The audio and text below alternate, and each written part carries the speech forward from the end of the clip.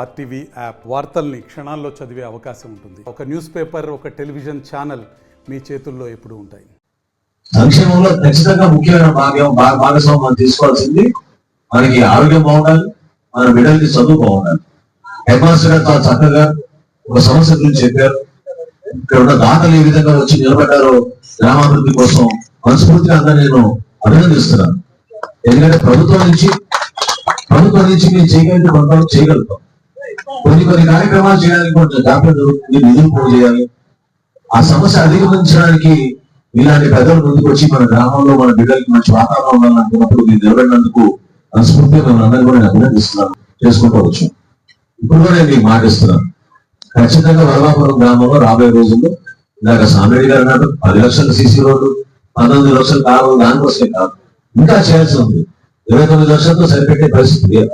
కాబట్టి ఇప్పుడున్న ఆర్థిక పరిస్థితుల్లో మనకు వచ్చిన వెసులుబాటు మనం ఆదాయం చేసుకుని అన్ని గ్రామాలకి కొంతవరకు మనం పంచాలి. కాబట్టి 29 లక్షల రూపాయలతోటి మనం అభివృద్ధి కార్యక్రమాలు 2-3 నెలల్లోనే మనం ప్రారంభించుకుని పనులు పూర్తి చేసినట్టు ఒక కార్యక్రమంతో నుంచి మీకు ఇవ్వాల్సిన భరోసా ఏంటంటే ముందుగా ఒక వారం కింద నుంచి DAP యూరియా ధరలు పెంచేసి ఇబ్బంది పెడుతున్నారని చెప్పారు.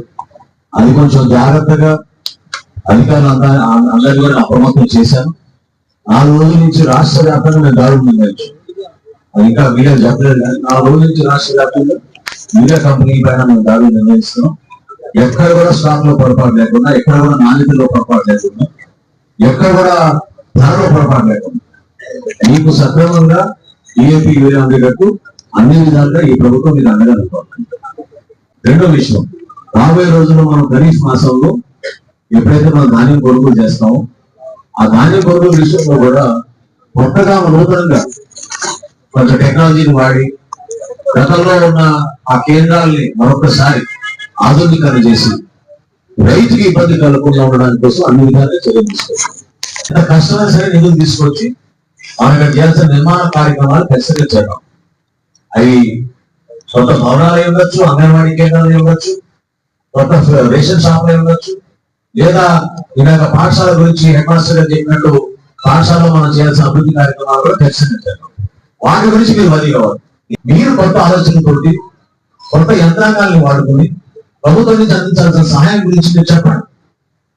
రైతు సహాయ కేంద్రాల ద్వారా మీరు ఏం చేయాలి, ఈ పంట కింద మీరు ఎంతమంది నమోదు చేసుకున్నారు, ఎందుకు కొంతమంది ఇంకా చేసుకోలేదు, ఇన్సూరెన్స్ పథకం కింద రేపటి రోజున పొరపాటు జరిగితే మనకి విపత్తు వస్తే అధిక వర్షాలు పడితే రైతాంగానికి ఆదుకోవాల్సింది ఏ విధంగా అంటే ప్రభుత్వం ఈరోజు ఇన్సూరెన్స్ పథకం ద్వారా గత 5 సంవత్సరాలు ఆ ప్రభుత్వం ఎవరికి కూడా ఇన్సూరెన్స్ ఇవ్వలేదు, తర్వాత పొరపాటు చేశారు.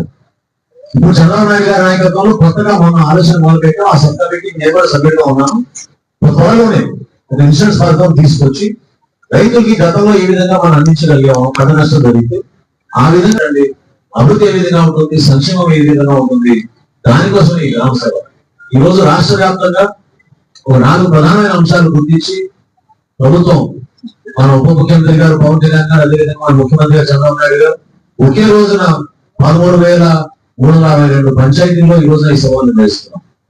దీనికి ఒకే ఒక ఆలోచన, అదేంటంటే సమగ్రంగా మీ చేతిలోనే మీకు అధికారం ఉంచేటట్టు, మీరే సరైన నిర్ణయాలు తీసుకునేటట్టు, మీరే ప్రణాళికబద్ధంగా మనం ఈ గ్రామానికి మనం ఏం చేసుకుందాం, ఈ సంవత్సరం ఏం చేద్దాం, వచ్చే సంవత్సరం ఏం చేద్దాం అనే ఆలోచన మీరు రావడానికి కోసం ఇది ఒక ప్రయత్నం.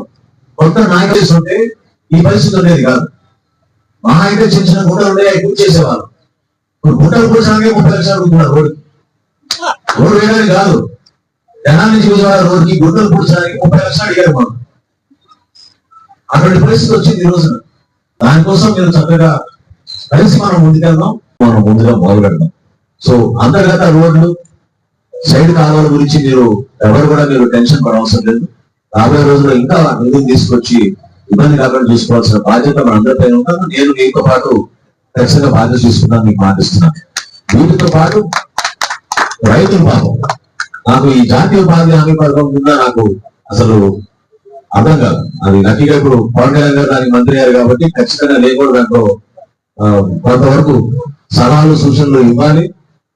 అధికార యంత్రాంగం నేను చాలా స్పష్టంగా చెప్తున్నాను, దయచేసి అందరూ జిల్లా స్థాయి అధికారులు కానివ్వండి, మండల స్థాయి అధికారులు కానివ్వండి, మీరు మీ మనసు పెట్టి పని చేయకపోతే దయచేసి మీరు అందరూ కూడా ఒక సుదీర్ఘమైన ప్రయాణానికి మీరు వెళ్ళిపోతుంది గుంటూరు మండలానికి తెనాలి నియోజకవర్గం మాత్రం ఎవరు రావాలి. పని చేసుకునే మనస్తత్వం ఉండి నిజాయితీగా మనం పనిచేద్దాం, కష్టపడదాం, ఒక మార్పు తీసుకొద్దాం. కొత్త ప్రభుత్వం మేము ఆశించింది ఏంటి, ప్రజలు కోరుకుంది ఏంటి అనే అంశాలపైన మీకు అవగాహన లేకపోతే ఖచ్చితంగా మీకు ఇబ్బందికరమైన పరిస్థితి. ఒక శాసనసభ్యుడిగా నేను చెప్తున్నాను, రాష్ట్ర ప్రభుత్వం ఈ రోజున ఒక ఇబ్బందికరమైన ఆర్థిక పరిస్థితిలో ఉన్నా కూడా కార్యక్రమాలు ఎక్కడ ఆగకూడదని చెప్పి ఒక నిబంధనతో మేము పనిచేస్తున్నాం రాత్రి పగలు. ఆ పనితీరు క్షేత్ర స్థాయిలో కనపడాలి. ప్రతి అధికారి కూడా ఆ విధంగా పనిచేయాలి. మనం ఏదో ఒక రూమ్ లో కూర్చొని మీకు సమస్య ఉంటే చెప్పండి రాసుకుంటాం అంటే మాత్రం అది ఉండే పని కాదు. క్షేత్ర స్థాయిలో పర్యటించాలి. పనులు జరుగుతున్న చోట ఖచ్చితంగా సోషల్ ఆడిట్ జరగాలి. సోషల్ ఆడిట్ అంటే మీరు ఏదో సంవత్సరానికి లెక్కలు ఎన్ని రోజులు మనం రాసుకున్నాం, ఎంత పని జరిగిందని చెప్పి మీరు రాసేసుకుంటే మాత్రం ఉండే ప్రసక్తే లేదు. కేంద్ర ప్రభుత్వం ఒక నమ్మకంతో ప్రధానమంత్రి మోడీ గారి నాయకత్వంలో జాతీయ ఉపాధి హామీ పథకం ఒకప్పుడు దీనివల్ల ఉపయోగం లేదు అనుకున్న ముఖ్య ప్రధానమంత్రి గారే ఈ రోజున పూర్తి స్థాయిలో భరోసా ఇస్తూ ఎన్ఆర్జీఎస్ ప్రోగ్రామ్ ని కొనసాగిస్తున్నారు. కావాల్సిన నిధులు ఇస్తున్నారు. మనం నిధులు తెచ్చుకోవడంలో ఇబ్బంది ఉండదు, పని చేసి చూపించాలి. పని చేయకుండా చేసిన పని చేశామని చెప్పి అది రాసేసుకున్న పుస్తకాల్లో ఈ ఉద్యోగం చాలా బాగుంది అనుకుంటే మాత్రం పొరపాటు. ఫీల్డ్ అసిస్టెంట్లకి నేను చాలా క్లియర్ గా చెప్తున్నాను, బాధ్యత మీది. మీ మీద క్రిమినల్ కేసులు పెట్టిస్తా పొరపాటు చేస్తే. ముఖ్యంగా ఉద్యోగం చేయడమే కాదు, ఎక్కడ కూడా మీరు నిజాయితీగా లేకపోతే మాత్రం సీరియస్ గా కంప్లైంట్లు తీసుకుని మీ పైన చర్యలు తీసుకుంటారు చట్టపరంగా. ఆ పొరపాటు దయచేసి చేయబాకండి ఫీల్డ్ అసిస్టెంట్. రైతులు ప్రధానంగా ఎదుర్కొన్న సమస్యలు రైతాంగాని కోసం నిలబడాలి గ్రామ సభ. మరిన్ని వీడియోస్ కోసం ఛానల్ ని సబ్స్క్రైబ్ చేయండి, లేటెస్ట్ అప్డేట్స్ కోసం వాట్సాప్ ఛానల్ ని ఫాలో చేయండి అండ్ లింక్ డిస్క్రిప్షన్ లో ఉంది.